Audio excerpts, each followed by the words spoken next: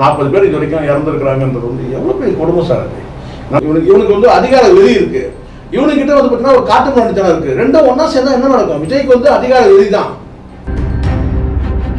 நீ நின்று ஒரு நிமிஷம் நின்று இறந்து போனவங்க வந்து என்னுடைய உறவு, என்னுடைய உயிர் நீங்க போனதா இல்லையா? திருட மாதிரி ஓடுறான் சார். இப்படி ஒரு தலைவர் நீங்க பார்த்துருக்கீங்களா எங்கேயாச்சும்?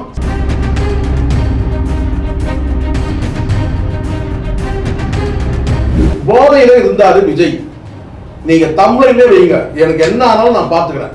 நேற்றுக்கு நைட்டே அரெஸ்ட் பண்ணி விஜய் வந்து பார்த்தீங்கன்னா மெடிக்கல் டெஸ்ட்டுக்கு அனுப்பியிருந்தாங்கன்னா அவர் போதையில் இருக்கிறதுன்னு தெரிஞ்சிருக்கும். பாட்டிலுக்கு 10 ரூபா, பாட்டிலுக்கு 10 ரூபா, பாட்டிலுக்கு 10 ரூபா, பாட்டிலுக்கு 10 ரூபா. அரசியல் தகுதி இருந்ததுனாக்கா இந்த மாதிரி பேசுவீங்களா? பாட்டு என்ன பாட்டு? 10 ரூபாய் பாட்டில், அதெல்லாம் ஒரு பாட்டா சார்? அது என்ன உங்களுக்கு ஆழமான அரசியல் புரிதல் இருக்கு? விஷயம் 4 அறிவு தான். இல்லைன்னா எங்க தலைவரை இட்டுக்குன்னு போறதுன்னா எவ்வளவு பெரிய கஷ்டம் தெரியுமான்னு பேசுறான். இட்டுக்குன்னு போய் அவனை மொழியலாம் சார். அது கூட அத்தனை பேருமே தருதுறீங்க சார். இந்த பிராண்டை உருவாக்குறதுன்னு ஒண்ணு இருக்குல்ல, அந்த வேலையை இவங்க நீண்ட காலம் செஞ்சுட்டு இருக்காங்க. விஜய்னா ஒரு பெரிய பிராண்டு, அவர் கல்ட்டுன்னு சொல்லி எல்லாரும் கழட்டிட்டாங்க. திட்டமிட்டு இவங்க பல மணி நேரம் வந்து காத்திருந்து மக்கள் இவரை பாக்குறாங்கன்ற ஒரு கல்ட்டு, ஒரு பிம்பத்தை வந்து பாத்தீங்கன்னா வந்து ஆர்டிபிஷியலா வந்து உருவாக்குறாங்க, ஃபேப்ரிகேட் பண்றாங்கன்னு நான் சொல்ல வரேன்.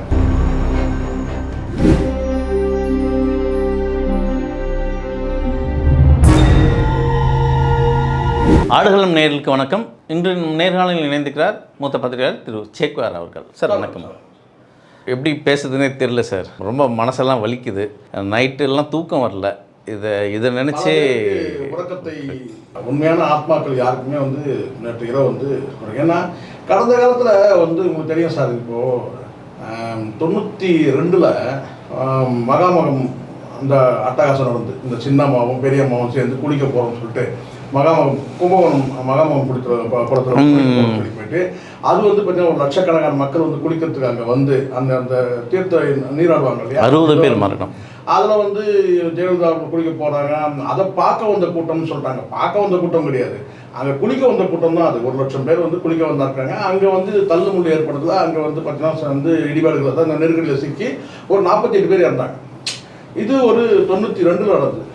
98ல் நடந்தது என்னன்னு கேட்டிங்கன்னா வந்து இந்த மாஞ்சோய் தோட்ட தொழிலாளர், தேயிலை தோட்ட தொழிலாளர்கள் வந்து ஒரு 300 பேர் வந்து பார்த்தீங்கன்னா போராட்டம் பண்ணுறாங்க. அந்த போராட்டத்துக்கு லட்டி சார்ஜ் பண்ணும்போது அப்போ வந்து 98ல் நடந்தது. ஒரு 17 பேர் இறந்து போயிட்டாங்க. அதில் பல பேர் காயம் ஏற்படுது, ஒரு 17 பேர் இறந்து போயிட்டாங்க. ஸோ நான் வந்து என்ன சொல்கிறேன்னா, இதெல்லாம் வந்து கடந்த காலத்தில் வந்து ஒரு நாகரிகமே இல்லாத ஒரு காலகட்டம் கூட நம்ம எடுத்துக்க முடியும் சார். நாகரிக காலம் தான். ஆனாலும் வந்து பார்த்தீங்கன்னா வந்து இன்னைக்கு இருக்கிற மாதிரி ஒரு என்ன சொல்றது கேட்டா அறிவார்ந்த சமுதாயம் வந்து அப்போ நிச்சயமாக இருந்திருக்காரு. ஒரு 30 வருஷத்துக்கு முன்னாடினா அப்போ வந்து அன்னைக்குள்ள மக்கள்கிட்ட வந்து பார்த்தீங்கன்னா அவ்வளோ வந்து இந்த இறை நம்பிக்கை மற்ற சில நம்பிக்கைகள் மூலமாக வந்து மூட நம்பிக்கைகள் இதில் இருக்கலாம். இதை தாண்டி வந்து பார்த்தீங்கன்னா அரசு அதிகாரம் வந்து பார்த்தீங்கன்னா வந்து பயங்கரவாதம் இருந்திருக்கலாம். அதனால வந்து இங்கே ஒரு 17 பேர் தாமிரபரணி ஆற்றில் வந்து இறந்தாங்க, போலீஸ் தடி அடிக்கு பாய்ந்து. இந்த பக்கம் வந்து பார்த்தீங்கன்னா வந்து பக்தி என்ற பேரில் வந்து மகாமகம் அந்த குளத்தில் வந்து இறந்தாங்க. அதுக்கு காரணம் ஜெயலலிதாவுடைய அந்த புனித நீராடுகள் அந்த சம்பவத்தின் அடிப்படையில் தான். ஸோ இப்படிலாம் இருக்கும்போது இதெல்லாம் வந்து ஒரு 30 ஆண்டு காலத்துக்கு முன்னாடி, இன்னைக்கு அப்படி இல்லை அப்படின்றது. இன்னைக்கு எவ்வளோ நாகரிகம் வளர்ந்து இருக்குதுன்னு பார்த்தீங்கன்னா மீண்டும் வந்து பார்த்தீங்கன்னா வந்து ஒரு சினிமா நடிகரை பார்க்க போன அந்த கூட்டம் வந்து தள்ளுமுள்ள வந்து பார்த்தீங்கன்னா ஒரு 40 பேர் இது வரைக்கும் இறந்துருக்கிறாங்கன்றது வந்து எவ்வளோ பெரிய கொடுமை சார் அது. நம்ம எந்த உலகத்தில் வாழ்ந்துட்டு இருக்கிறோம், எவ்வளோ நாகரிகம் வளர்ந்துக்கிட்டு இருக்குது. இப்போ போய் ஒரு நடிகரை பார்க்கறதுக்காக வந்து போய் உட்காந்து சின்ன பிள்ளைகள் வந்து ஒரு 10 பிள்ளைகள் வந்து சின்ன பிள்ளைகள் எல்லாமே எவ்வளோ பெரிய கொடுமையாக இருக்குது பார்த்தீங்கன்னா. அங்கே இருக்கிற மக்கள் வந்து பேசும்போது என் பிள்ளை கூட இறந்துட்டாங்க ஒரு பொங்கலை சொல்கிறதும், 2 மகள்களும் என் மனைவி இறந்துட்டாங்க சார்னு ஒருத்தர் சொல்கிறதும், இதெல்லாம் எப்படி இது வந்து டைஜஸ்ட் பண்ணுறதே எனக்கு தெரியல. இதை ஒரு சிலர் சொல்கிறாங்க, இதை யாரை குறை சொல்கிறது, யாரை வந்து சொல்கிறதுனே வந்து புரியல இந்த சம்பவத்துக்கு அப்படின்ற வந்து அந்த தகவல், பெரும்பாலான தகவல் அப்படி தான் சொல்கிறாங்க. என் நண்பர் கூட ஒருத்தர் தொடர்பு சொல்ல கேட்டேன்னா, இதை யாரை குறை சொல்கிறதே தெரியல, இந்த ஜனங்களை தான் நம்ம குறை சொல்லணும் கடைசியாக. ஏன்னா இந்த ஜனங்களுக்கு ஏன் இந்த புத்தி இல்லாமல் போச்சு, வந்தால் வந்துட்டு போனால் அவனை பார்க்க போயிட்டு இப்படி ஆகிடுச்சு இதுவாகிடுச்சு சார். என்ன சார், காலையிலேருந்து 7 மணிலேருந்து காத்துன்னு இருக்காங்க. சில பேர் நைட்டே வந்துடுறாங்க. 3 மணிக்கு இந்த ஆள் வரான். எனக்கு ஒரே வார்த்தை சார், அங்கே வந்து உங்களுக்கு என்ன டைம் கொடுத்துருக்குங்களோ அந்த டைமுக்கு நீங்கள் போகாமல் நீங்கள் நாமக்கல் தானே இங்கேருந்து ஒரு 4 மணி நேரம் ட்ராவல் தானேன்னு சொல்லிட்டு நீங்கள் என்ன செய்றீங்கன்னு கேட்டால் வீட்டிலேருந்து தாராளமாக இங்கேருந்து நிதானமாக கிளம்புறீங்க. 8:45 தான் சார் இங்கேருந்தே கிளம்பியிருக்கிறார் அவர். அதிகாலை ஒரு 6 மணிக்கு நீங்கள் கிளம்புறீங்கன்னா கூட வந்து சொல்லலாம். நீங்கள் இங்கேருந்து கிளம்புறதே 8:45 கிளம்புறீங்க. அங்கே எத்தனை மணிக்கு அப்போ போய் ரீச் ஆகி நீங்கள் வந்து பார்த்தீங்கன்னா எத்தனை மணிக்கு நீங்கள் வந்து அந்த வாகனத்தில் ஏறி பயணப்படுவீங்க? இது எவ்வளோ பெரிய விஷயம். எல்லாரும் கேள்வி கேட்குறாங்க, முதலமைச்சர் எப்படி 10 நிமிஷம் போயிட்டாரு, செந்தில் பாலாஜி எப்படி 15 நிமிஷம் வந்துட்டாரு, இது எப்படி வந்தது, அப்படி 1000 கேள்வி கேட்குறாங்க. ஒரே கேள்வி தான் கேட்டாங்க, ஏன் வந்து கொடுத்த டைமுக்கு வந்து நீங்கள் வந்து அந்த பங்க்சுவலாக நம்மளால் நடத்த முடியல? 1/2 மணி நேரம் முன்னாடி இப்போ 1 மணி நேரம் முன்னே தள்ளி போகலாம் சார். அது நடக்கும் சார். எப்பவுமே ஒரு டைம் ஃபிக்ஸ் பண்ணியாச்சுன்னா ஒரு 12 மணிக்கு ஒரு ப்ரோக்ராம் நீங்கள் ஃபிக்ஸ் பண்ணுறீங்க. அந்த 12 மணிக்கு நீங்கள் வந்து அந்த நீங்கள் இருக்கணும்னு சொன்னால் அப்போ நீங்கள் வந்து 1/2 மணி நேரம் தள்ளி போகலாம், இல்லை 1 மணி நேரம் தள்ளி போகலாம், 2 மணி நேரம் தள்ளி போகலாம். 4 மணி நேரம் வந்து பார்த்தீங்கன்னா நீங்கள் வந்து 12 மணிக்கு போக வேண்டிய இடத்துக்கு நீங்கள் வந்து பார்த்தீங்கன்னா சாயந்தரம் ராத்திரி 7 மணிக்கு போனீங்கன்னா என்ன சார் நியாயம் இருக்குது? கேட்கணும்ல, அந்த கேள்வி கேட்கணும்ல. 9 மணிக்கு உங்களுக்கு ஒரு டைம் கொடுத்துருக்குன்னா அந்த 9 மணிக்கு நீங்கள் 8:45 தான் இங்கேருந்து கிளம்புறீங்கன்னா, மெட்ராஸ்லேயே கிளம்புறீங்கன்னா எப்படி? அப்போ உங்ககிட்ட வந்து பார்த்தீங்கன்னா பங்க்சுவாலிட்டி நீங்கள் தான் முதல்ல இங்கே தப்பே வந்து பார்த்தீங்கன்னா விஜய்கிட்ட தான் இருக்குது. அப்போ திட்டமிட்டா அந்த மக்கள் வந்து காத்து இருக்கட்டும், தான் கூட்டம் ஜாஸ்தி வரும். கூட்டம் காலியாக காட்டிட்டோம்னா பாருங்க, சேர் காலியாக இருக்குன்னு காட்டுவாங்க. இங்கே பார்த்தீங்கன்னா வாகனத்துக்கு பார்த்தீங்கன்னா யாருமே கூடவே இல்லைன்னு சொல்லி காட்டுவாங்க, கூட்டமே இல்லை காட்டுவாங்க. அப்படி விஜயை பார்க்க வந்து இப்போ பாருங்களேன், பிஞ்சு குழந்தைங்க இருந்திருக்கு, 2 வயசு குழந்தை, கிட்டத்தட்ட 8 பசங்க வந்து பிலவ் 12 இயர்ஸ் சார். இது ஒரு அரசியலுக்கு சேர்ந்த கூட்டமாக மாதிரி தெரியல சார். பேசும்போது நான் சொன்னேன், இந்த கூட்டம் வந்து பார்த்தீங்கன்னா நீங்கள் நம்பாதீங்க, இந்த கூட்டம் வந்து பார்த்தீங்கன்னா வந்து ஓட்டர்ஸே கிடையாது. ஒரு கிண்டலாக, அதாவது கேட்டால் இவங்க சொல்கிறதுனா இவர் கிண்டல் பண்ணுறாருன்னு கிண்டலே சொல்லலை. இங்கே வந்து பார்த்தீங்கன்னா நீங்கள் வந்து டீனேஜ் சொன்னால் கூட சார், அதுக்கு கீழே கூட அதுக்கு இருக்கிறாங்க பசங்களுக்கு. நாளைக்கு பாருங்க, நாளைக்கு ஒரு இதுவாக கூட சொன்னேன் கேட்டான், இந்த பசங்களாம் நாளைக்கு ஸ்கூலுக்கு கிளம்பி போயிடுவானுங்க, ஸ்நாக்ஸ் பாக்ஸ் எடுத்துகிட்டு போயிடுவாங்கன்னு சொல்லி கூட நான் சொன்னேன். அதெல்லாம் நான் தமாஷ் சொல்கிறேன், கேள்வி சொல்கிறேன், கிண்டல் சொல்கிறேன்னு சொல்லிட்டு ஸ்கூல் பிள்ளைங்க நிறைய பேர் வந்து இருக்கிறாங்க. அதுக்காக தான் இங்கே சனிக்கிழமை ஃபிக்ஸ் பண்ணதே அதுக்கு தான். சனிக்கிழமை ஃபிக்ஸ் பண்ணது ஸ்கூல் காலேஜ் வந்து பார்த்தீங்கன்னா லீவு, அதனால தான் நீ சனிக்கிழமை ஃபிக்ஸ் பண்ணியிருக்காரு எனக்கு தெரியும் அப்படின்னு சொன்னால், சார் அப்படிலாம் கிடையாது சார், அப்படி இல்லை, இதெல்லாம் நிறைய பேர் சமாதானம் சொன்னாங்க. நான் ஆனால் உண்மையை தான் நான் சொன்னேன். இன்றைக்கி பெரும்பாலும் வந்து சார், நான் இந்த பெருமைக்காக சொல்லலை, பலரும் எனக்கு வந்து பார்த்தீங்கன்னா ஃபோன் பண்ணும்போது இல்லை வந்து பார்த்தீங்கன்னா வந்து வாட்ஸ்அப்பில் தாக்குனா, சார் நீங்கள் சொன்ன மாதிரி நடந்துச்சு. உங்களுக்கு ஞாபகம் இருக்கா என்னன்னு தெரியல, போன இன்டர்வியூவில் நான் ஒரு கேள்வி வச்சேன் சார். இன்னைக்கு கரூரில் செந்தில் பாலாஜி ஒரு கட்டுக்கோப்பில் வச்சுருக்காரு, கரூர் அவரோட கட்டமைப்பில் வச்சுருக்காரு. விஜயால் கூட்ட முடியுமா, எப்படி இதெல்லாம் பார்க்குறீங்க அப்படின்னு சொல்லும்போது நீங்கள் ஒரு வார்த்தை சொன்னீங்க, ஏதோ ஒன்று நடக்க போது, ஒரு சம்பவம் இருக்குதுன்னு சொன்னீங்க. ஞாபகம் இருக்கான்னு தெரியல. ஒரு அசம்ஷனாக சொல்கிறேன் சார். இங்கே வந்து நீங்கள் கூட்டத்தை வந்து நீங்கள் வந்து பார்த்தீங்கன்னா நீங்கள் வந்து பெரிய அளவில் நீங்கள் ஏற்றுறீங்க. ரெண்டாவது அந்த கட்டுப்பாடற்ற கூட்டங்கள் வந்து பார்த்தீங்கன்னா எங்கே நிற்கிறாங்கன்னா, டிரான்ஸ்ஃபார்மர் நிற்கிறான் சார், மேலே நிற்கிறான், வீட்டு கூரை மேலே நிற்கிறான், சில பழைய பில்டிங் மேலே ஏறி நிற்கும் போது பார்த்தீங்கன்னா அந்த பில்டிங் தாங்குமா தாங்காது தெரில. ஒரு நடிகரை பார்க்கக்கூடிய அந்த வெறித்தனம் இருக்குது அவங்ககிட்ட. எது மேலே ஏறி நின்றுக்கிறான், ஏதோ ஒரு பெரிய ஒரு சம்பவம் நடக்க போகுது அப்படின்றத வந்து நான் வந்து என் உள்மனசு பண்ணிகிட்டே இருந்து நான் சொல்லிகிட்டே இருந்தேன், ஏதோ ஒன்று நடக்க போகுது. ஏன்னா இவங்க வந்து இவனுக்கு வந்து அதிகார வெறி இருக்குது, இவனுக்கிட்ட வந்து பார்த்தீங்கன்னா ஒரு காட்டு மண்டித்தனம் இருக்குது. ரெண்டும் ஒன்றா சேர்ந்தா என்ன நடக்கும்? விஜய்க்கு வந்து அதிகார வெறி தான், உனக்கு வேற எந்த தகுதியும் இருக்கிற மாதிரி தெரியல. நம்ம அடுத்தடுத்து அவருடைய பல வீடியோக்கள் நம்ம இந்த கூட்டத்தில் பேசக்கூடிய பேச்சுக்கள்லாம் நம்ம பார்த்தோம்னா விஜய்க்கு அடிப்படை அரசியல் புரிதலே இல்லை. நீங்கள் வந்து பார்த்தீங்கன்னா வந்து ஒரு குறிப்பிட்ட ஒரு வந்து அரசியல் சார்பாக ஒரு கருத்து வைக்கிறீங்கன்னா அதுக்கான குறைஞ்சபட்சம் ஆதாரத்தையாவது வைக்கணும். நீங்கள் இப்போ நீங்கள் சொல்கிறீங்கன்னு கேட்டால் இவங்க இன்டர்லிங்க் இருக்குது, பிஜேபிக்கும் அவங்களுக்கு இன்டர்லிங்க் இருக்குன்னா அந்த இன்டர்லிங்க் எப்படின்றத நீங்கள் வந்து தெளிவுபடுத்தணும்ல. அது தெளிவுபடுத்தவே இல்லை. இன்டர்லிங்க்னா என்ன இன்டர்லிங்க்கு தெளிவுபடுத்தவே இல்லை. அப்போ ஒரு ஆழமான அரசியல் புரிதலும் உங்களுக்கு இல்லை, அந்த அரசியல் வந்து பார்த்தீங்கன்னா தலைவராக தகுதியும் உங்களுக்கு இல்லை, அது கிளியர் ஆகுது. இப்போ நீங்கள் நடிகராகவே இருக்கிறீங்க, அவ்வளோதான். அப்போ அந்த நடிகருக்கு வந்து பார்த்தீங்கன்னா நீங்களே நடிகராக இருக்கும்போது அங்கே எப்படி சார் வந்து ரசிகர் வந்து ரசிகராக தானே இருப்பான், தொண்டராக எப்படி மாறுவான் சார்? இதெல்லாம் கூட போட்டோம் சார். இப்போ இந்த வழக்கு பதியப்பட்ட பிறகுதான் அந்த மாவட்ட நிர்வாகி யாருன்றதே நமக்கு தெரியும். அது கூட ஒரு போட்டோ வெளியிட்டாங்க, இவர் தான் மாவட்ட நிர்வாகின்னு சொல்லிட்டு. நீங்கள் அரசியல் படுத்துறதாக இருந்துக்கிட்டா ஒவ்வொரு கூட்டத்துக்கு நீங்கள் போகும்போது உங்களுடைய மாவட்ட பிரதிநிதிகள் வந்து பார்த்தா தளபதிக்கு மாதிரி இருக்கணும்ல சார். தளபதிகளாக இருக்கணும், நாங்கள் எவனுமே இல்லையே, அவங்க தானே பண்ணணும். ரெண்டாவது கடந்த இதில் பேசும்போது நான் சொன்னேன், எம்ஜிஆர் சொல்கிறீங்க, எம்ஜிஆர் வந்து இப்படி ஒருபோதும் வரமாட்டார், இந்த வேன் அப்படியே கொண்டு வருது அதுக்குள்ளே அப்படியே நகர்த்திக்கிட்டே வர மாதிரிலாம் வரமாட்டார், இத்தனை மணி நேரம் ஆச்சு அத்தனை மணி நேரம் ஏங்க சார் பஸ்ஸுக்கு முன்னாடி புஷி ஆனந்த் அவர் காலேஜில் புசி ஆனந்த் வந்து அந்த பஸ்ஸுக்கு முன்னாடி அவர் இந்த இன்னோவா காரில் உட்காந்துக்கிறாரு, பொறுமையாக இன்ச் பை இன்ச் அவர் தானே சார் அதுதான் சார் நான் சொல்கிறேன். திட்டமிட்டு இவங்க பல மணி நேரம் வந்து காத்திருந்து மக்கள் இவரை பார்க்குறாங்கன்ற ஒரு கல்ட்டு, ஒரு பிம்பத்தை வந்து பார்த்தீங்கன்னா வந்து ஆர்டிஃபிஷியலாக வந்து உருவாக்குறாங்க, ஃபேப்ரிகேட் பண்ணுறாங்கன்னு நான் சொல்கிறேன். இப்போ இயல்பாக வந்து பார்த்தீங்கன்னா வந்து விஜய்க்கு என்ன இந்த செல்வாக்குன்றது கேட்டால் அவருக்கே தெரியும். ஆனால் இங்கே என்ன கேட்டால் ரசிகர்களை தாண்டி நீங்கள் வந்து சரி கேட்டால் பொதுமக்களும் வந்து காத்திருக்கணும் அப்படின்றது. இப்போ பொதுமக்கள் ப்ளஸ் அரசு, இப்போ வந்து ரசிகர்கள் அவங்க தான் இருக்கிறாங்க, தொண்டர்கள் யாருமே கிடையாது. இந்த ரசிகர்களோட சேர்ந்து பொதுமக்களும் நிற்கிறாங்க. இப்போ இழப்பு பார்த்தீங்கன்னா பெரும்பாலும் கேட்டால் எல்லாமே பப்ளிக் தான், ரசிகர்கள் கிடையாது. இப்போ பாருங்க, எடுத்து பாருங்க, பெரும்பாலும் அங்கே வந்து இறந்ததுக்கு 10 குழந்தைங்களை விட்டுட்டு மீதி இருக்கிறவங்க பார்த்தீங்கன்னா பெரும்பாலும் வந்து பார்த்தீங்கன்னா பொதுமக்கள் தான், வயசு பசங்க, வாழ வேண்டிய பெண்கள். இவனுக்கு அறிவில் இருக்காதா சார்? எனக்கு வாயில் ஏதாவது, நான் ஜேர்னலிஸ்டுக்காக அமைதியாக இருக்கிறேன் சார், வண்டியாக வந்து சார் கடுமையான வார்த்தைகளை வந்து போட்டு திட்டம் தான் தோணுது சார். நீங்கள் ஒரு விஷயம் சொன்னால் நீங்கள் நம்புவீங்களா சார்? யாராவது இப்படி இருப்பாங்களா? நீங்கள் பாருங்க சார், ஒரு பத்திரிகையாளர் கேட்குறாரு, சார் 30 பேர் வந்து இறந்துருக்கிறாங்க சார் அப்படின்னு குரல் கொடுக்கும்போது நீ நின்று ஒரு நிமிஷம் நின்று இறந்து போனவங்க வந்து என்னுடைய உறவு, என்னுடைய உயிர் மாமன், என் தாய், நான் தான் தாய்மாமன் சார். ஆமாம் சொல்லிட்டு நீங்கள் போகணுமா இல்லையா? திருட மாதிரி ஓடுறான் சார். இப்படி ஒரு தலைவரை நீங்கள் பார்த்துருக்கீங்களா எங்கேயாச்சும்? சார் நீங்கள் அந்த கூட்டத்தில் நீங்கள் பேசும்போது பார்த்துருப்பீங்க, பேசிட்டே இருக்கும்போதே நிறைய பேர் மயக்க அடிச்சுருந்தாங்க, பஸ்லேருந்து வாட்டர் பாட்டிலாம் தூக்கி போடுறான். அந்த டைம்லேயே இவனுக்கு தெரியும்ல இது கும்மா இருக்குது, அந்த இடத்துல ஓடி இருந்து அங்கேயே இருந்து மக்களை ஆஸ்பத்திரி பார்த்துனாங்க சார். உங்களுக்கு நான் சொல்கிறேன் பாருங்கள், நீங்கள் நல்லா புரிஞ்சுங்க. அங்கே சிலருடைய நடவடிக்கையெல்லாம் நீங்கள் பார்த்தீங்கன்னா நல்லா தெரியும். நான் சொன்னால் நம்ப மாட்டேங்கிறாங்க சில பேர். நான் இந்த பார்வையாளர்களுக்கே நான் விட்டுறேன். போதையில் இருந்தார் விஜய், நீங்கள் தமிழிலே வைங்க, எனக்கு என்ன ஆனாலும் நான் பார்த்துக்கிறேன். போதையில் இருந்தார் விஜய்ன்றதுக்கு ஒரு சின்ன ஒரு உதாரணம் சொல்கிறோன்னு நீங்கள் பாருங்கள்.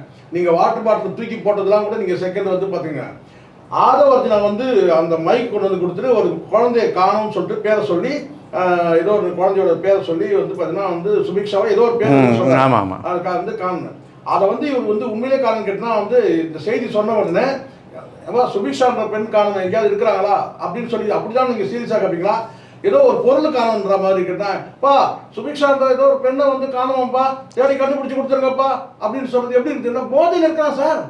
போதையில் இருக்கிறது தான் சாட்சி முழுக்க. அப்போ உண்மைதான்.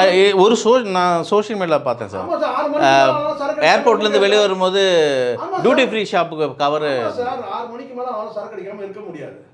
அங்கே வந்து பார்த்தீங்கன்னா அங்கே சரக்கு அடிச்சுட்டு தான் பேசுனதே நான் சொல்கிறேன்.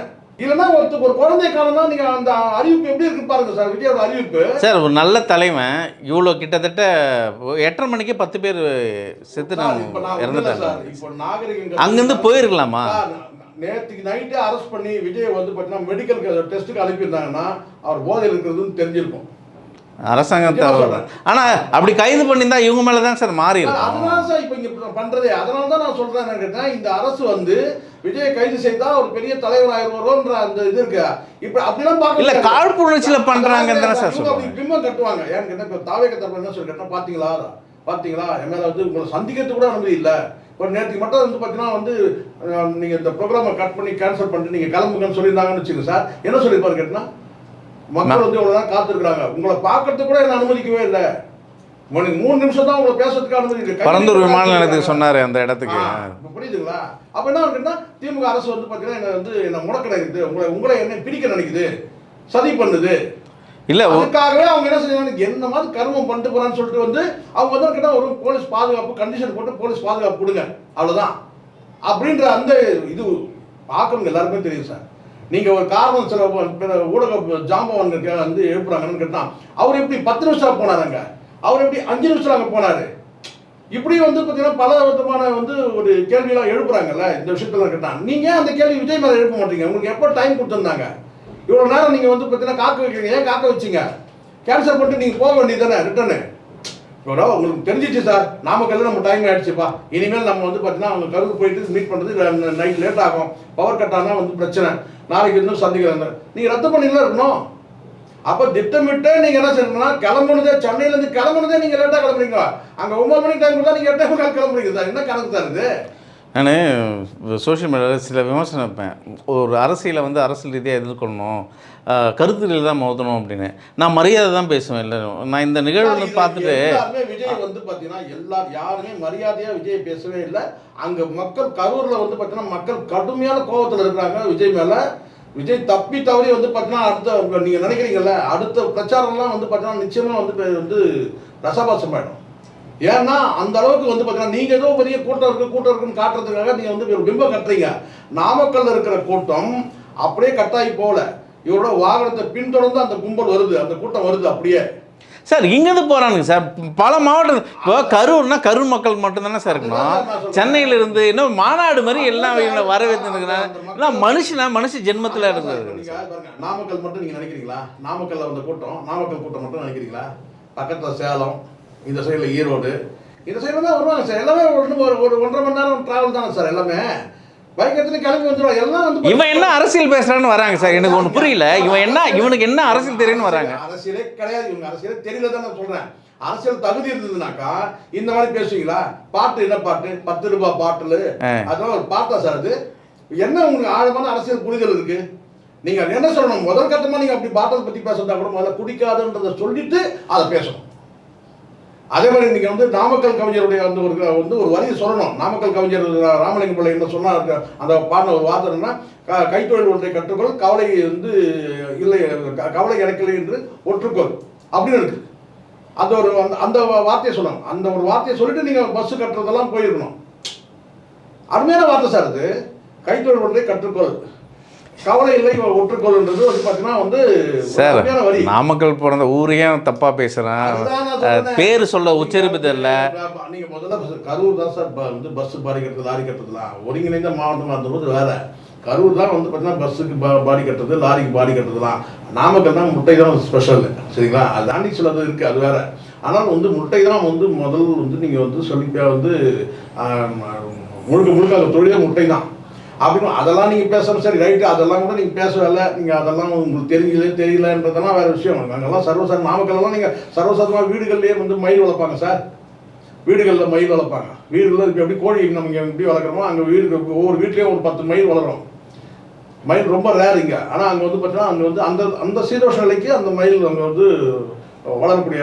ஆமாம், விராலிமலை, நாமக்கல் இதெல்லாம் வந்து கரூரெல்லாம் மயில் எவ்வளோ பேசலாம் சார். இவனுக்கு வந்து கேட்டால் அந்த தகுதியும் கிடையாது, அரசியல் பற்றி பேசுறது புரிதலும் கிடையாது சார். ஒரு விஷயம், இவனுக்கு தான் அரசியல் தெரியாது, ஒரு தற்குறி. ஆனால் இவன் பின்னாடிக்கிறான்ல இந்த ஆதவர்ஜனா, இந்த புசியானது ஒரு ஒருங்கிணைக்க தெரியாதா சார்? எதிர்த்து அரசியல் பண்ணனா 7 அறிவு தேவை. இவங்க எல்லாருக்குமே வந்து பார்த்தீங்கன்னா 4 அறிவு 5 அறிவு. புசியானதுக்கு 4 அறிவு தான். இல்லைன்னா எங்கள் தலைவரை இட்டுக்குன்னு போகிறதுனா எவ்வளோ பெரிய கஷ்டம் தெரியுமான்னு பேசுகிறான். இட்டுக்குன்னு போய் அவனை மூளையெல்லாம் சார். அது கூட இருக்கிற அத்தனை பேருமே தருதலைங்க சார், தற்கொலைங்க. அங்கே இருக்கிறவங்க அத்தனை பேருமே நான் சொல்கிறேன். ஆதவர்ஜனா, இவன் இங்கே அந்த கூட இருக்கிற அந்த வட்டாரம் இருக்குல்ல, இந்த ராஜ்மோகன், எவ்வளோ கிழிப்பான் அந்த பையன். அந்த ராஜ்மோகன் பேச சொல்லுங்க. இப்போ எவ்வளோ தான் அப்பான்ற வார்த்தையை எவ்வளோ கேவலப்படுத்தி பேசுனீங்க. இன்னைக்கு அந்த கரூருக்கு வந்து பார்த்தீங்கன்னா அப்பா தானே. இந்த வயசுல வந்து 70 வயசு வந்து 72 வயசு. இன்னைக்கு காலையில் அவர் நினச்சிருந்தா காலையில் கூட கிளம்பி போகலாம். அங்கே இருக்கிற அமைச்சர்களை பார்த்து சொல்லிட்டு கூட இருக்கலாம். ஆனால் இரவா போகிறாங்கன்னா இப்போ புரிஞ்சுங்க. இல்லை சார், நான் நைட்டே செய்தியெல்லாம் பார்த்தேன். கரூர், அதாவது செந்தில் பாலாஜிக்கு அழைப்பு, அன்பில் மகேஷுக்கு தஞ்சாவூர் போயிட்டு இருந்தாங்கன்னா அன்பில் மகேஷ் அப்படியே நீங்கள் எல்லாருமே டைவெர்ட் பண்ணியிருக்காரு. கிட்டத்தட்ட சுற்றி இருக்கிற மாவட்ட கலெக்டர்லாம் வந்து உள்ள வர சொல்கிறாங்க. 240 டாக்டர் செவிலியர்கள்லாம் உள்ளே இருக்காங்க. மின்னல் வேகத்தில் அங்கே வேலை நடந்திருக்கு சார். அவங்க உயிர் காக்கிற வேலை நடந்திருக்கு. நீங்கள் யாராவது கட்சிக்காரன் அங்கே வந்து பார்த்தீங்கன்னா எவனாச்சும் ஒருத்தர் இருக்கிறான் சார்? எவனுமே இல்லை. கட்சி கட்டமைப்பு இருந்தா பார்த்தீங்கன்னா ஒரு புறம்போக்கு ஒன்று டோட்டலாக சார். ஆம்புலன்ஸ் வந்தா அதுதான், அந்த காரை வழியில் ஆம்புலன்ஸ் வருது, குழந்தைங்களை தூக்கின்னு வருது. ஒரு புறம்போக்கு காரை நிறுத்திட்டு போலீஸ் கூட சண்டை போடுறோம். சண்டை போட்டுருக்கான். பார்த்தீங்களா? அதை போலீஸ் வந்து இப்போ நான் தான் சொன்னேன், காவல்துறையை வந்து திமுக அரசு செய்யணும்னு சொன்னா உடனடியாக செய்யணும்னா இந்த விஜய் விஷயத்துல இந்த விஜயோட இந்த பிரச்சார பயணம் இதுமேல் போவானா இல்லையான்னு தெரியல. அது வேற ஒரு பக்கம் இல்லை, கேன்சல் பண்ணியிருக்காரு. ஆனால் வந்து பார்த்தீங்கன்னா இந்த விஜய் வந்து பார்த்தீங்கன்னா இந்த நம்ம அரசியலில் வந்து பார்த்தீங்கன்னா ஒரு தீய சக்தியாக தான் நான் பார்க்குறேன். விஜய் பொறுத்த வரைக்கும் தீய சக்தி. எப்படி பார்த்தாலும் எந்த ஆங்கில பார்த்தாலும் பணம் இருக்குதுன்னு ஆறானா சார்? 20 லட்சம் ரூபாய் அதிகார வெறி. ஒரு அறிக்கை கொடுக்க தெரியல, 20 லட்சம் ரூபாய் அனௌன்ஸ் பண்ணாங்க. வந்து அதிகார வெறி. 20 லட்சம் ஒரு அப்புறம் இல்லை. நீ நினச்சினா 1 கோடி ரூபாய் தரலாம். எது 40 பேருக்கு 40 200 கோடி சம்பளம் வாங்கணும்ல. நீ 200 கோடி சம்பளம் வரல, பணமாவது இதுவாது நானா சார்? அதான் சார் சொன்னேன். அப்படி சொன்னேன்ல, இப்போ கொடுக்க ஆளுக்கு 1 கோடி கொடு, இன்னும் 40 கோடி தான் நமக்கு போகுது. இப்போ புரியுதுங்களா? இவங்க 10 லட்சம் கொடுத்ததுனால நீ 20 லட்சம் கொடுக்குற, இவங்க 5 லட்சம் கொடுத்தாங்கன்னா 10 லட்சம் கொடுத்துருப்ப. இப்போ நீ வந்து பார்த்தீங்கன்னா வந்து யோசனை தான் பண்ற. அங்கே வாழ வேண்டிய குழந்தைகள் செத்து, வாழ வேண்டிய பெண்ணு செத்து போச்சு. இவன் வந்து நான் அரசியல தீய சக்தி சார். காவல்துறை நான் என்ன கேட்டால் வந்து பார்த்தீங்கன்னா இந்த அரசு வந்து திமுக அரசு செய்ய வேண்டியிருக்கேன்னா விஜய் விஷயத்தில் வந்து காவல்துறை கையை கட்டி போடுறது தப்புன்றேன். காவல்துறை கட்ட விட்டுட்டா போதும்.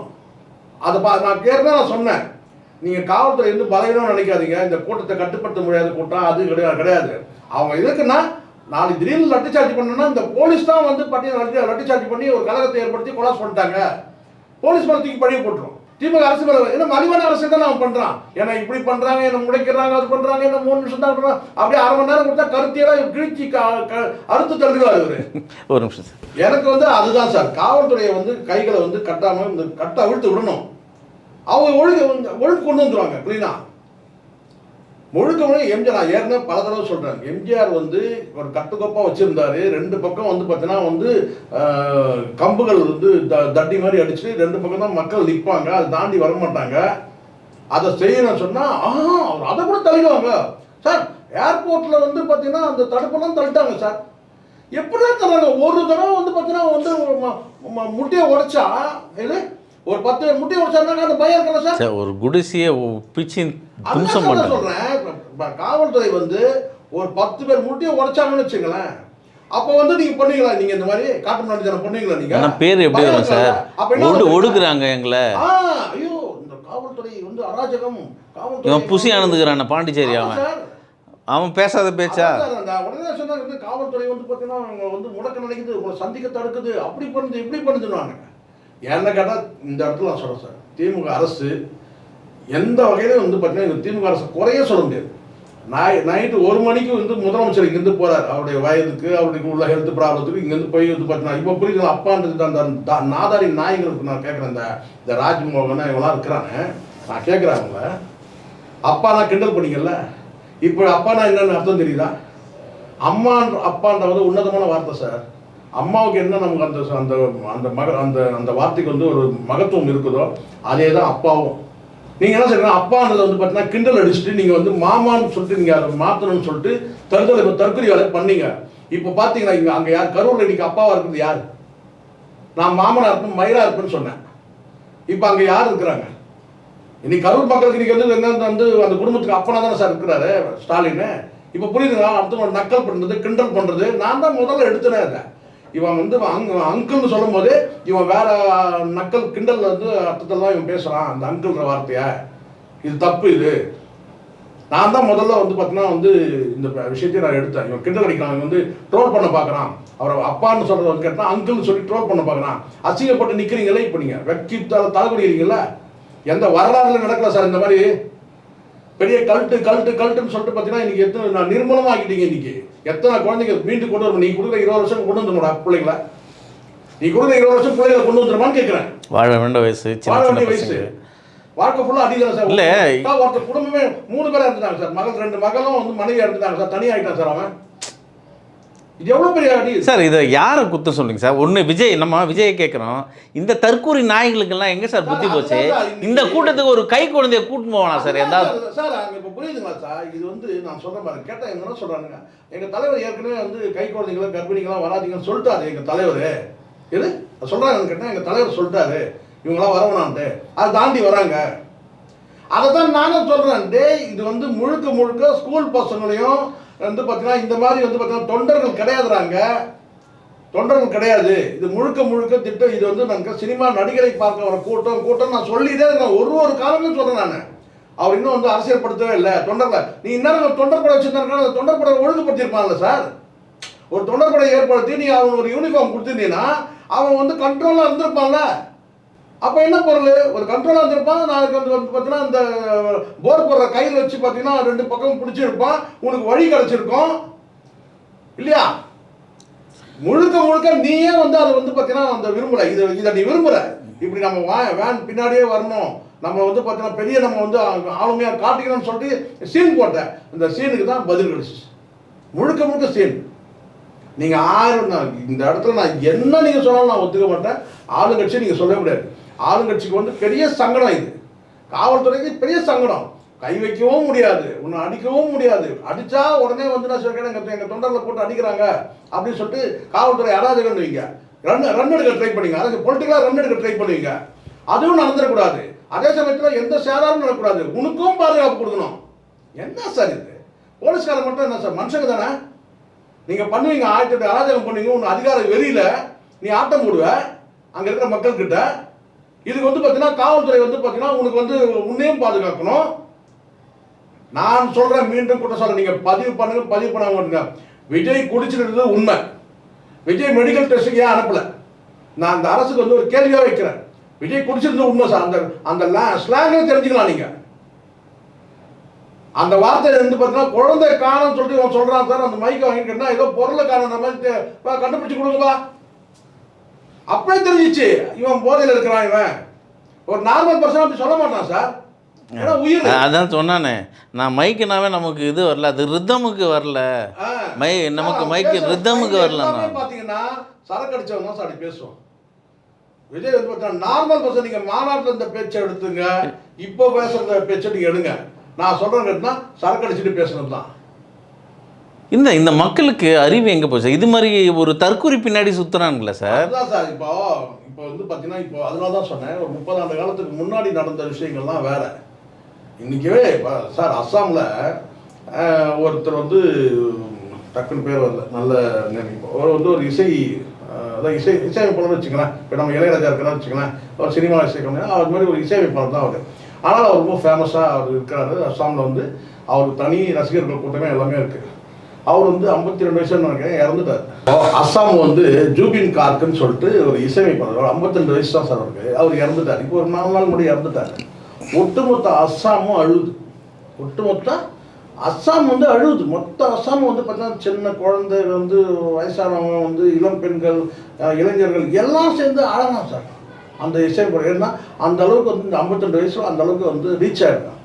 ஆனால் எந்த அசம்பாவிதமும் இல்லை சார். நம்ம விஜயகாந்த் எடுத்துங்க, அந்த மறைவுன்னு அதுதான் நான் சொல்கிறேன் சார். விஜயகாந்த் வந்து சார் மீண்டும் சொன்னால் இவங்களுக்கு வந்து கேட்டா விஜயகாந்த்லாம் இவருக்கு எவ்வளோ கூட்டம் இருக்குது, எவ்வளோ கட்டுக்கோப்பாக வந்து எவ்வளோ கூட்டம் வந்து சார். விஜயகாந்த் வந்து பார்த்தீங்கன்னா அந்த வார்த்தைக்கு வந்து பார்த்தீங்கன்னா பொட்டிப்பாமல் அடங்கும் சார் ரசிகன். ஏய் எல்லாம் வீட்டுக்கு போயிட்டு வந்து எனக்கு வந்து ஃபோன் பண்ணணும். எப்படி எல்லாம் வீட்டுக்கு பத்திரமா போகணும். மாநாடு முடியும் போது வார்த்தை எல்லாம் வீட்டுக்கு போகணும், போயிட்டு எனக்கு ஃபோன் பண்ணுங்க, பத்திரமா போயிட்டு எனக்கு ஃபோன் பண்ணுங்க.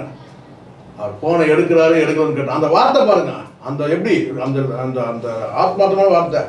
எல்லாம் பத்திரமா வீட்டுக்கு போங்க, போயிட்டு எனக்கு ஃபோன் பண்ணணும். எப்படிப்பட்ட வார்த்தை சார்? இவ்வளோ தகுதியா சார்? இறந்து போயிடாங்க, 30 பேர் இறந்து போயிடாங்க. திருட மாதிரி ஓடுறான் சார் ஏர்போர்ட்டில். எனக்கு எனக்கு இங்கே ஒரு கேள்வி. இவனுக்கு இதை ஒரு அறிக்கை கொடுக்கறதுக்கு ஒரு கிட்டத்தட்ட 39 பேர் இறந்துருக்காங்க. இது போட்டு போறான் சார். அவன் என்ன வந்து பார்த்தீங்கன்னா வந்து நான் நொறுங்கிட்டேன். இது கூட சார் ஸ்கிரிப்டே தருவானுங்க அந்த ஜான் ஆரோக்கியம் இதுக்கு ஸ்கிரிப்ட் தான் அது.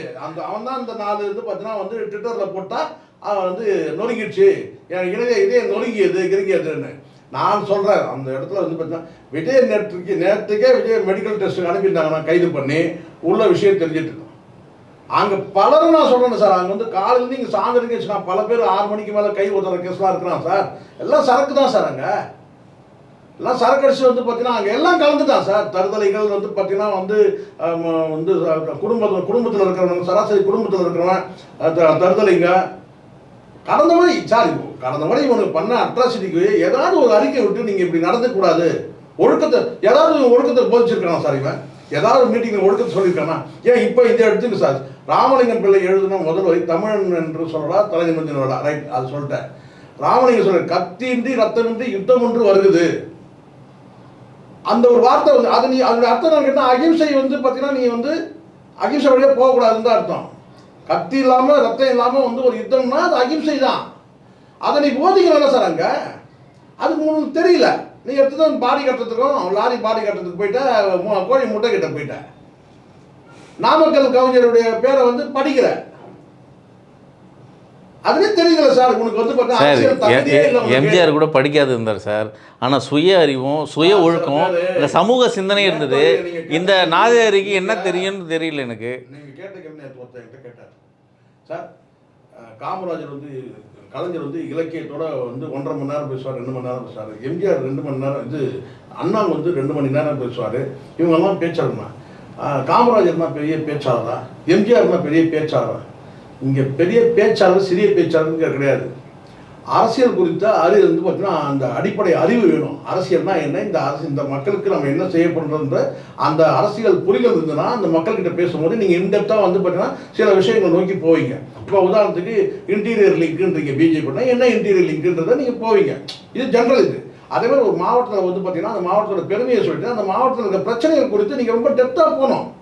இப்போ நீங்கள் சொல்லிடலாம் வந்துன்னு கேட்டால் வந்து கிட்னி வந்து பார்த்தீங்கன்னா வந்து திருட்டு நடந்திருக்கு, அரசு வந்தால் நடவடிக்கை எடுக்குன்றதை நீங்கள் சொல்லிட்டீங்க, அது கருதுனா. ஆனால் அங்கே வந்து பார்த்தீங்கன்னா அந்த மக்கள் வந்து அடிப்படையில் வந்து வாழ்வாதாரம் இல்லாமல் இருக்கிறதுனால தான் அந்த கிட்னியை வந்து கொடுக்கணுன்ற அந்த கட்டத்துக்கு நெருக்கடிக்கு போகிறாங்க.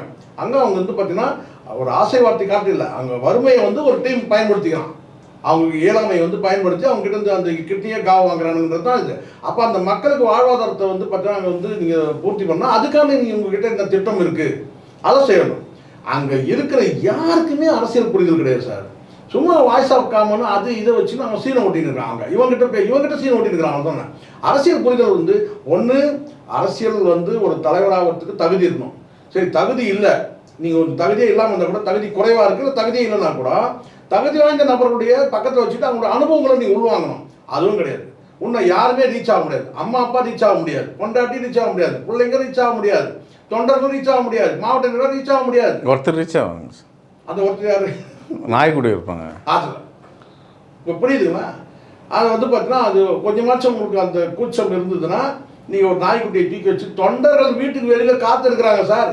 நீங்கள் வந்து பார்த்தீங்கன்னா வந்து நாய்க்குட்டியோட குஞ்சத்துக்கு நீ வந்து ஒரு நடிகை வீட்டில் நாய்க்குட்டி கொஞ்சின்னு இருக்கிற, இது எவ்வளோ பெரிய ஆகும்? இது எல்லாத்துக்கும் சேர்த்து தான் சார் இது இப்போ என்கிட்ட ஒருத்தர் கேட்டாங்க, ஜெயலலிதா பேரில் வந்து மகாமகம் வந்து பார்த்தீங்கன்னா அந்த அம்மா வந்து குளிக்க போனாங்க. அதுக்கு வந்து பார்த்தீங்கன்னா வந்து முழுக்க அன்றைக்கி இருந்த நிர்வாகம் அதிகாரத்தை அன்றைக்கி ஆட்சி நிர்வாகம் வந்து பார்த்தீங்கன்னா அவங்க தனியாக வந்து குளியலறை கட்டி கொடுக்குறாங்க. அவங்க அவ்வளோ வந்து ஆடம்பரம் பண்ணவங்க தான், சாதாரண ஆட்கள் கிடையாது. இன்றைக்கி இந்த சசிகலாவும் ஜெயலலிதாவும் ஆண் ஆட்டம் கொஞ்சம் நெஞ்சம் கிடையாது. அந்த ஆண் ஆட்டத்துக்கு தான் வந்து பார்த்தீங்கன்னா அந்த மக்கள் வந்து கிட்டத்தட்ட 48 பேர் இறந்தாங்க. ஸோ இதுக்கெல்லாம் பலியாக தான் சார், பாவமாக தான் சார் இந்த அப்போலோ ஹாஸ்பிட்டலில் வந்து பார்த்தீங்கன்னா வந்து பாவத்தை அனுபவிச்சது.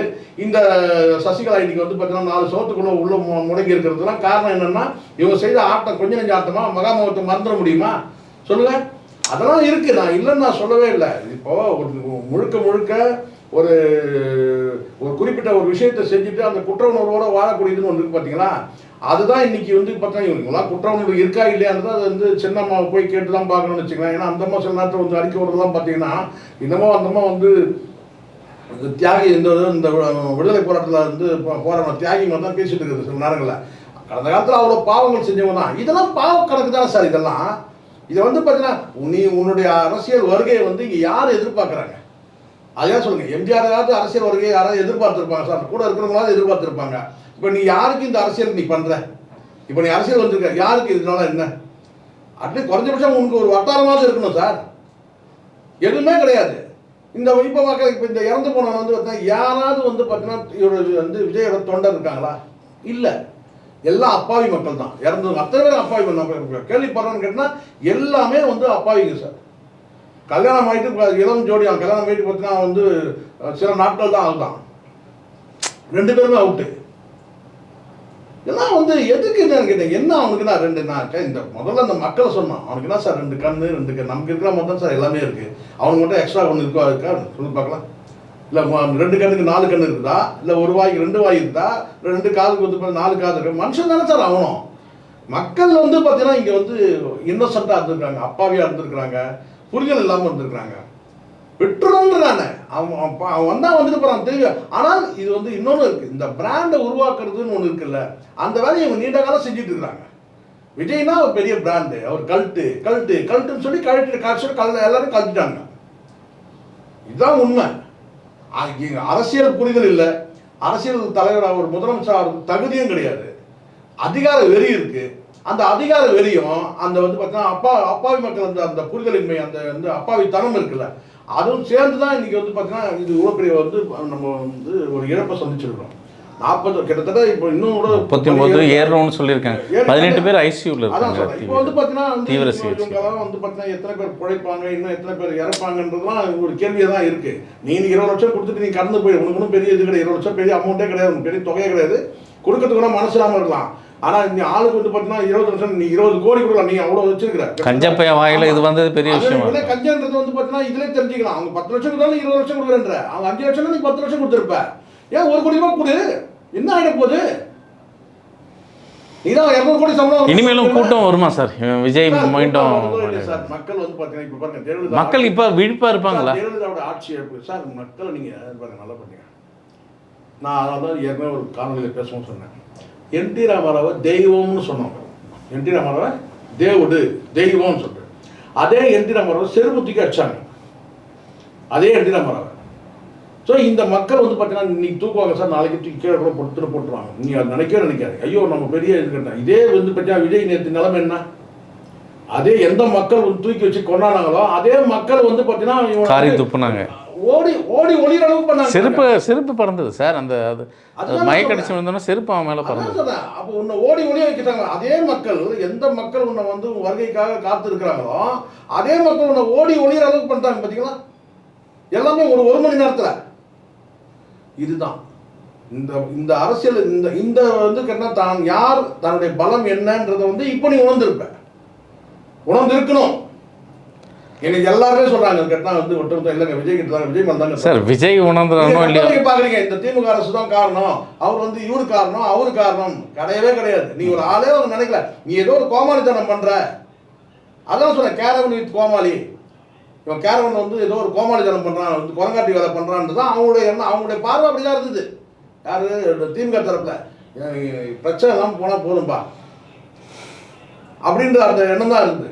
நான் நேற்று முன்னாடி ஒரு காரணம் பேச சொன்னேன். நீ என்னதான் நீ அங்கே வந்து சீனா போட்டாலும் அந்த மக்கள் வந்து பார்த்தீங்கன்னா நீ ஜனநாயகன் படம் வரும்போது இதே செந்தில் பாலாஜி வந்து பார்த்தீங்கன்னா ஒரு தியேட்டர்லேயே மொத்தமாக டிக்கெட்டை புக் பண்ணி அந்த மக்களுக்கு அவரே கொடுப்பாரு.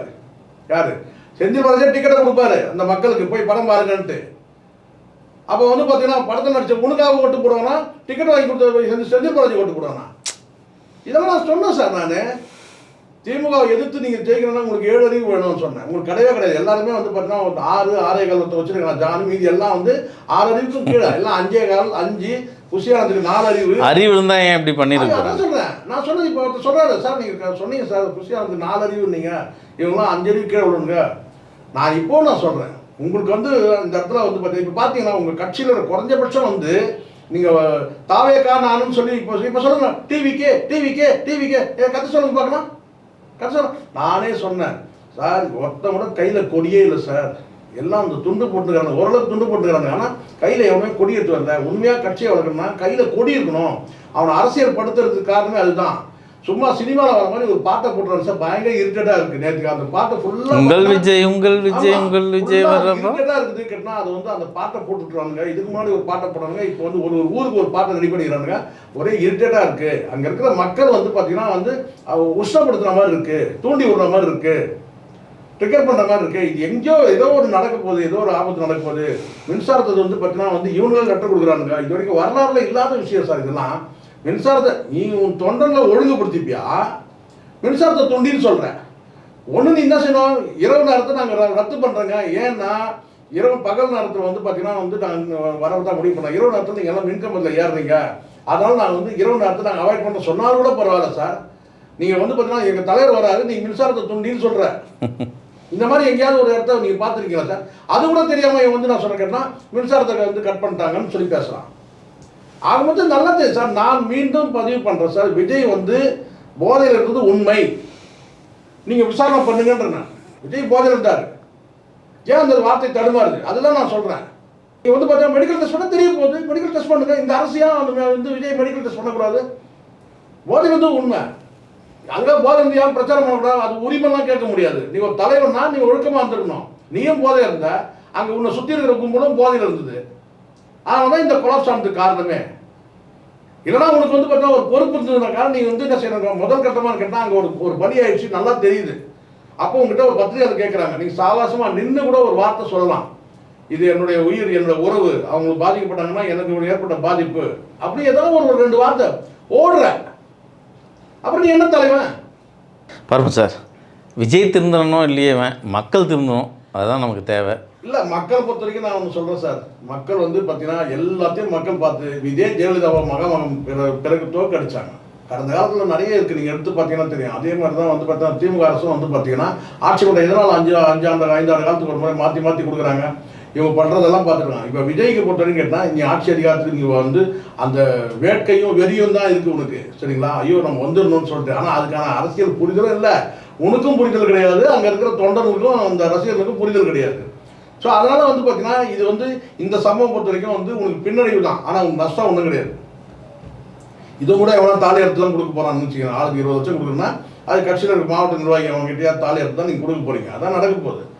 உனக்கு வந்து பார்த்தீங்கன்னா நீ எதுவும் இது வரைக்கும் 10 பைசா நீ செலவு பண்ணுறதாவும் இல்லை, ஆனால் எம்ஜிஆர்ன்ற 10 பேருக்கு சோறு போடல, ஆனால் எம்ஜிஆர்ன்ற உன்னால் தண்ணி பாட்டில் மட்டும் தான் கொடுக்க முடியுது. சோறு யார் கொடுக்குறது? காலிலேருந்து காத்துருக்கிறான். ஏன் அந்த புரிதல் இல்லை உனக்கு? காலிலேருந்து காத்துருக்கிறா சார், சோறு யார் சார் போடுறது? தண்ணி பாட்டில் கொடுத்தா முடிஞ்சிச்சா? ஓ, எனக்கு தெரிஞ்சுன்னு கேட்டால் விஜய் ஒரே வார்த்தை நேரில் சொன்னால் விஜய் வந்து அரசியல் விட்டு விளைக்கிறது நல்லது.